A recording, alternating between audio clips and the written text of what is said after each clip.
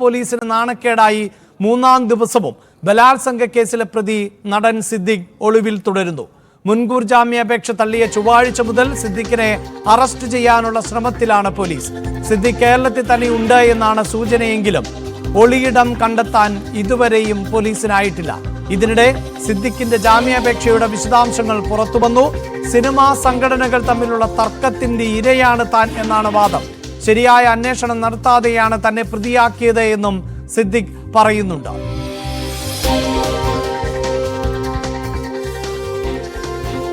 വാർത്തയുടെ വിശദാംശങ്ങളുമായി ഡാനി പോളും ഒപ്പം സുബി വിശ്വനാഥൻ ആണ് ചേരുന്നത്. ആദ്യം ഡാനിയിലേക്ക്. ഡാനി, മൂന്നാം ദിവസവും സിദ്ദിഖിനെ പോലൊരാൾ ഒളിവിലാണ്. ലുക്കൌട്ട് നോട്ടീസ് അടക്കം പുറപ്പെടുവിക്കുന്ന സാഹചര്യം.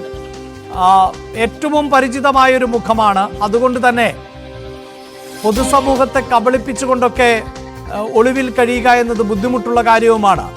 ഇതിൽ വളരെ കൃത്യമായി പോലീസ് ഒത്തുകളിക്കുന്നു, പോലീസ് അന്വേഷിക്കാതിരിക്കുന്നു, പോലീസ് സംരക്ഷിക്കുന്നു തുടങ്ങിയ സംശയങ്ങളാണല്ലോ ഉയരുന്നത്.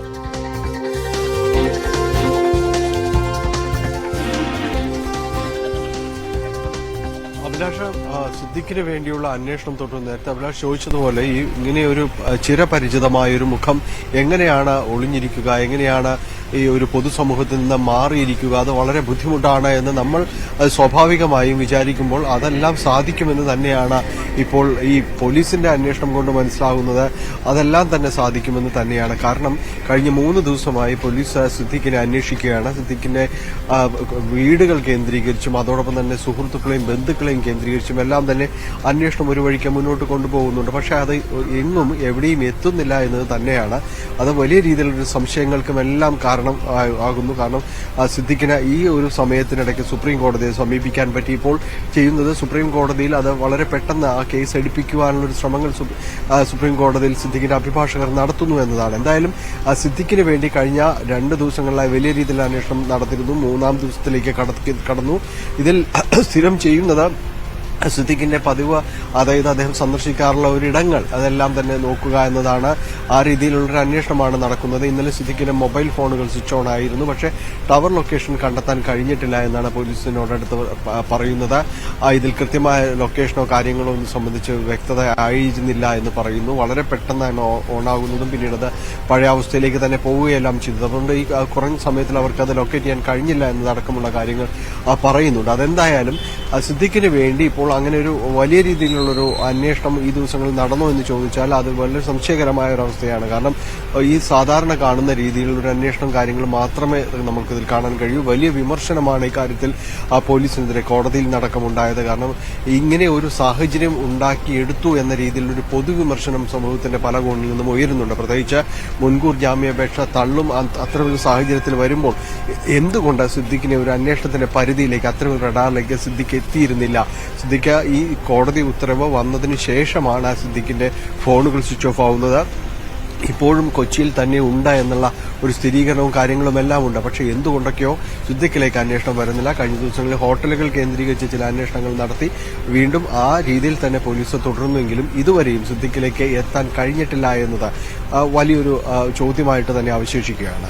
തീർച്ചയായും സുബി വിശ്വനാഥൻ കൂടി ചേരുന്നുണ്ട് ഈ ഘട്ടത്തിൽ. സുബി, സുപ്രീം കോടതിയെ സിദ്ദിഖ് സമീപിച്ചു കഴിഞ്ഞു. മുതിർന്ന അഭിഭാഷകൻ മുകുൾ റോത്തക്കി വഴിയാണ്, മുകുൾ റോത്തക്കിയുടെ ജൂനിയർ അഞ്ജിത റോത്തക്കിയാണ് ഫയൽ ചെയ്തിട്ടുള്ളത്. എങ്കിൽ പോലും അവിടെ റോത്തക്കിയുടെ ഒരു അനുഭവ സമ്പത്ത്, നിയമവിഷയങ്ങളിലെ പരിജ്ഞാനമാണ് ഏറ്റവും പ്രധാനപ്പെട്ടതായി മാറാൻ പോകുന്നത്. സാധാരണ നിലയിൽ മുൻകൂർ ജാമ്യാപേക്ഷ നൽകിയാൽ സുപ്രീം കോടതി വേഗം ലിസ്റ്റ് ചെയ്യുകയും ഒക്കെ ചെയ്യും. എത്രയും പെട്ടെന്ന് കോടതിയുടെ മുന്നിലേക്ക് ഹർജി എത്തിക്കുക എന്നതിനുള്ള ശ്രമം തന്നെയല്ലേ ഇപ്പോഴും നടക്കുന്നത്? തീർച്ചയായും സിദ്ദിഖ് ഏറ്റവും എളുപ്പത്തിൽ ഈ ഹർജി സുപ്രീം കോടതിയുടെ പരിഗണനയിലേക്ക് എത്തിക്കുക എന്നത് തന്നെയാണ് സിദ്ദിഖിനെ സംബന്ധിച്ചിടത്തോളം ഏറ്റവും ഗൗരവമുള്ള കാര്യം. അഭിഭാഷക രഞ്ജിത റോത്തക്കി വഴിയാണ് സിദ്ദിഖ് ഈ മുൻകൂർ ജാമ്യാപേക്ഷ നൽകിയിരിക്കുന്നത്. മുകുൾ റോത്തക്കിയാണ് സുപ്രീം കോടതി മുതിർന്ന അഭിഭാഷകനായ മുകുൾ റോത്തക്കിയാണ് സിദ്ദിഖിന് വേണ്ടി ഹാജരാവുക. ഹർജി അടിയന്തരമായി പരിഗണിക്കണം എന്ന ആവശ്യം അഭിഭാഷകൻ മുഖേന ഉന്നയിക്കും. ചീഫ് ജസ്റ്റിസിന്റെ ബെഞ്ച് തന്നെയാണ് ഈ ഹർജി ഹർജി പരിഗണിക്കുകയും ചെയ്യുന്നത്. ഒപ്പം സംസ്ഥാന സർക്കാരും അതിജീവിതയും തടസ്സ ഹർജികളും നൽകിയിട്ടുണ്ട്.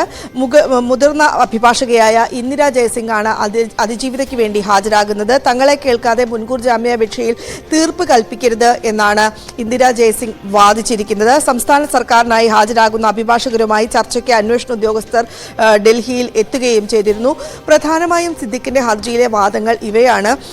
അമ്മയും WCCയും തമ്മിലുള്ള ചേരിപ്പോരിന്റെ ഇരയാണ് താൻ. സംഘടനകൾ തമ്മിലുള്ള ചേരിപ്പോരിന്റെ ഇരയാണ് താൻ. പരാതി നൽകാൻ കാലതാമസം ഉണ്ടായിട്ടുണ്ട്. 2019 മുതൽ തനിക്കെതിരെ ഇത്തരത്തിൽ വ്യാജ ആരോപണങ്ങൾ ഈ അതിജീവിത ഉയർത്തിക്കൊണ്ടിരിക്കുകയാണ്. അധിക്ഷേപ പ്രചാരണങ്ങളും നടത്തുകയാണ്. പീഡനാരോപണം ഇപ്പോൾ ഉൾപ്പെടുത്തിയത് മനഃപൂർവ്വവും ആസൂത്രിതവുമായിട്ടാണ് എന്നാണ് സിദ്ദിഖ് ഹർജിയിൽ വാദിച്ചിരിക്കുന്നത്. ഏതായാലും സിദ്ദിഖിനെ സംബന്ധിച്ചിടത്തോളം ഏറ്റവും നിർണായകമാണ് ഈ മുൻകൂർ ജാമ്യാപേക്ഷയിൽ വരുന്ന വിധി എന്ന് പറയുന്നത്. ഹൈക്കോടതി ഈ ജാമ്യാപേക്ഷ തള്ളുകയും കർശനമായി തന്നെ വിചാരണ നേരിടണം എന്ന് അറസ്റ്റ് ആവശ്യമെങ്കിൽ അറസ്റ്റ് വേണം എന്നൊരു നിലപാടിൽ തന്നെയായിരുന്നു ഹൈക്കോടതി ഉണ്ടായിരുന്നത്. സുപ്രീം കോടതിയും അങ്ങനെ ഒരു നിലപാടെടുക്കുകയാണെങ്കിൽ ദിലീപിന് പിന്നാലെ സിദ്ദിഖും ഇത്തരത്തിൽ ഒരു കേസിൽ പ്രതിയാകുന്ന സാഹചര്യം ഉണ്ടാകും. തീർച്ചയായും സുബിയിലേക്ക് വരാം. വീണ്ടും ഡാനിയിലേക്ക്. ഡാനി, ഈ കേസ് സുപ്രീം കോടതിയിലേക്ക് എത്തുകയാണ്. അവിടെ പ്രധാനപ്പെട്ട ഒരു വാദമുഖങ്ങളിൽ ഒന്ന് സിനിമാ മേഖലയിലെ ചേരിപ്പോര് എന്നതാണ്. അതായത് അമ്മ എന്ന സംഘടനയും WCC എന്ന സംഘടനയും തമ്മിലുള്ള പോര് അത് പരസ്യമായി പറയുകയും അത് നിയമത്തിന് മുന്നിലേക്ക് അല്ലെങ്കിൽ കോടതിക്ക് മുന്നിലേക്ക് ഒരു വാദമായി കൂടി എത്തുകയും ചെയ്യുമ്പോൾ മലയാള സിനിമയ്ക്കകത്തെ ചേരിപ്പോരും കൂടുതൽ പുറത്തേക്ക് വരുന്നു. അങ്ങനെയുള്ള ഒരു പ്രതിസന്ധി സിനിമാ ലോകത്ത് നേരിടാൻ പോവുകയും ചെയ്യുന്നു എന്നുള്ളതും ഈ കേസുമായി ചേർത്ത് വെക്കേണ്ടതല്ലേ?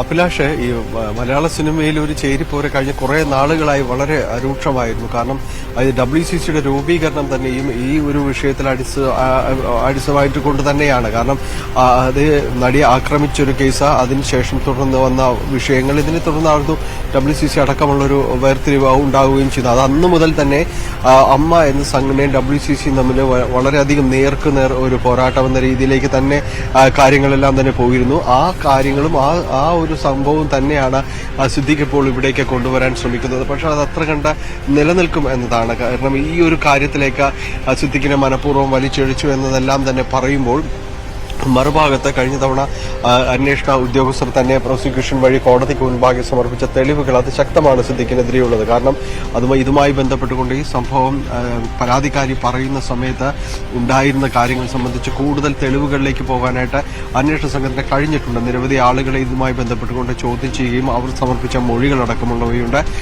ഹോട്ടലിലെ രജിസ്റ്റർ അടക്കമുള്ള കാര്യങ്ങളുണ്ട്. അപ്പോൾ അത് തെളിവുകളുടെയും വസ്തുതകളുടെയും അടിസ്ഥാനത്തിൽ തന്നെയാണ് കോടതി സിദ്ദിഖിനെ മുൻകൂർ ജാമ്യാപേക്ഷ സിദ്ദിഖിനെ തള്ളുകയും എല്ലാം തന്നെ ചെയ്തു. അപ്പോൾ അത്തരം ഫാക്ട് ആൻഡ് ഫിഗേഴ്സിൽ നിന്നുകൊണ്ട് തന്നെയാണ് കോടതി ഒരു തീരുമാനമെടുത്തുകൊണ്ട് മുന്നോട്ട് പോയത്.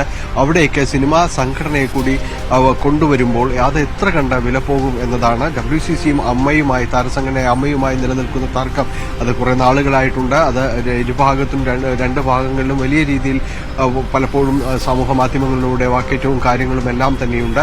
എന്നാലും സിദ്ദിഖിന്റെ ഇപ്പോഴത്തെ ഈ ഒരു ശ്രമം അത് എത്ര കണ്ട വില പോകുമെന്ന് നമുക്ക് കാത്തിരുന്ന് കാണേണ്ടി വരും. സുബി, ഇതിലിപ്പോൾ ഒന്ന് WCCയും അമ്മയും തമ്മിലുള്ള ചേരിപ്പോരിന്റെ ഇരയാണ് താൻ എന്ന് പറയുന്ന ഭാഗം അത് എത്രത്തോളം സുപ്രീം കോടതിയിലേക്ക് എത്തുമ്പോൾ സ്ഥാപിച്ചെടുക്കാൻ അഭിഭാഷകർക്ക് സാധിക്കുമെന്നതിൽ സംശയമുണ്ട്. അതേസമയം തന്നെയാണല്ലോ ഈ ഇര നൽകിയ പരാതിയുടെ കാലതാമസം 8 വർഷങ്ങൾക്ക് ശേഷമാണ് പരാതിയുമായി എത്തിയിട്ടുള്ളത്. കഴിഞ്ഞ 5 വർഷമായി പരസ്പര വിരുദ്ധമായ ആരോപണങ്ങൾ താൻ നേരിട്ടുകൊണ്ടിരിക്കുന്നു എന്ന വാദം ഒക്കെയാണ് ഉന്നയിക്കപ്പെടാൻ പോകുന്നത്. പക്ഷേ സുവി തന്നെ സൂചിപ്പിച്ചതുപോലെ ഹൈക്കോടതിയിലേക്ക് വിഷയം എത്തിയപ്പോൾ ഇരയെ മോശമായി ചിത്രീകരിക്കേണ്ടതില്ല, അത്തരം ശ്രമങ്ങൾ നടത്താൻ പാടില്ല എന്ന കർശനമായ താക്കീത് ഹൈക്കോടതി ഒരു ഭാഗത്ത് നൽകി. രണ്ടാമത്തെ കാര്യം എന്നത് ഈ പരാതി നൽകാൻ കാലതാമസമുണ്ടായി എന്നതിനെ നീതി നിഷേധിക്കുന്നതിന് വേണ്ടിയുള്ള അവസരമായി കണക്കാക്കാൻ പറ്റില്ല എന്ന് സുപ്രീം കോടതി തന്നെ വിലയിരുത്തിയിട്ടുള്ളതും ആണ്. അപ്പോൾ മുകുൾ റോത്തഗിയെ പോലെ ഒരു മുതിർന്ന അഭിഭാഷകൻ സിദ്ദിഖിന് വേണ്ടി ഹാജരാകുമ്പോൾ അവിടെ എന്ത് സാധ്യതയാണ് സിദ്ദിഖ് കാണുന്നത് അല്ലെങ്കിൽ അഭിഭാഷകർ കാണുന്നത് എന്നാണ് മനസ്സിലാക്കാൻ സാധിക്കുന്നത്? സിദ്ദിഖിനെ സംബന്ധിച്ചിടത്തോളം വളരെ പ്രതീക്ഷയോടുകൂടി തന്നെയാണ് സുപ്രീം കോടതിയിൽ ഹർജി നൽകിയിരിക്കുന്നത്. ഒരു സീനിയർ അഭിഭാഷകൻ സുപ്രീം കോടതിയിൽ വരുമ്പോൾ അതിൻ്റെതായ ഒരു പ്രിവിലേജ് കിട്ടും എന്ന് അദ്ദേഹം പ്രതീക്ഷിക്കുന്നുണ്ട്.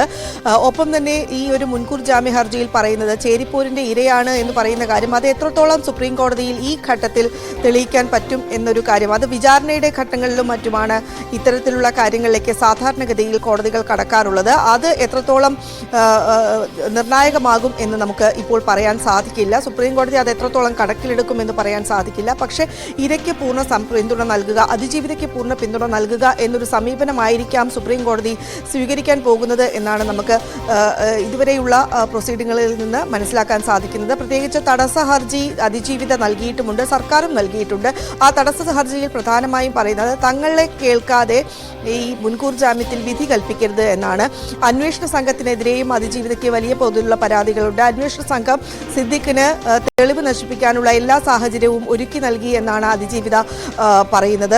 ആ ഒരു കാര്യങ്ങൾ കൂടെ അതിജീവിത ഇക്കാര്യത്തിൽ സുപ്രീം കോടതിയെ അറിയിക്കുമോ എന്ന് നമുക്ക് പറയാൻ സാധിക്കുകയില്ല. ഏതായാലും അതിജീവിത തടസ്സ ഹർജിയുമായി വന്നിരിക്കുന്നു. സുപ്രീം കോടതിയിൽ പ്രധാനമായും ഉന്നയിക്കുന്നത്, അതേപോലെ ഹൈക്കോടതി പറഞ്ഞിരിക്കുന്ന ഒരു കാര്യം, ഹൈക്കോടതിയിൽ സിദ്ദിഖ് ഉന്നയിച്ചിരിക്കുന്ന ഒരു കാര്യം എന്ന് പറയുന്നത് പരാതി നൽകാൻ കാലതാമസം ഉണ്ടായി എന്നാണ്. 8 വർഷത്തെ ഒരു കാലതാമസം പരാതി നൽകാൻ ഉണ്ടായി എന്നാണ്. പക്ഷേ അത് ഒരു നീതി നിഷേധമായി കാണാൻ കഴിയില്ല എന്നാണ് ഹൈക്കോടതി പറഞ്ഞത്. കാരണം ബലാത്സംഗ പരാതിയാണ്, കൂടുതൽ അനുഭവം ഇരയ്ക്ക് കിട്ടേണ്ടതുണ്ട്, അതിനുള്ള പരാതി കൊടുക്കാനുള്ള മാനസിക നിലയിലേക്ക് വരേണ്ടതുണ്ട് എന്നെല്ലാമായിരുന്നു ഹൈക്കോടതി പറഞ്ഞിരുന്നത്. സുപ്രീം കോടതിയെ സമീപിച്ച നടൻ സിദ്ദിഖ് ഇപ്പോഴും ഒളിവിൽ തുടരുകയാണ്. 3 ദിവസമായി സിദ്ദിഖ് ഒളിവിലാണ്. സിദ്ദിഖിനെ പോലെ ഒരാൾ, പരിചിതനായ ഒരാൾ, ക്രിമിനൽ പശ്ചാത്തലമില്ലാത്ത, അങ്ങനെ ഒളിസങ്കേതങ്ങളിലൊക്കെ പോയി ഒളിവിൽ കഴിയാൻ ബുദ്ധിമുട്ടുള്ള ഒരാളെ ഇപ്പോഴും പിടികൂടാൻ കേരള പോലീസിന് സാധിക്കാതെ പോകുന്നു എന്നത് നിരവധി ചോദ്യങ്ങളാണ് ഈ ഘട്ടത്തിലും ഉയർത്തുന്നത്.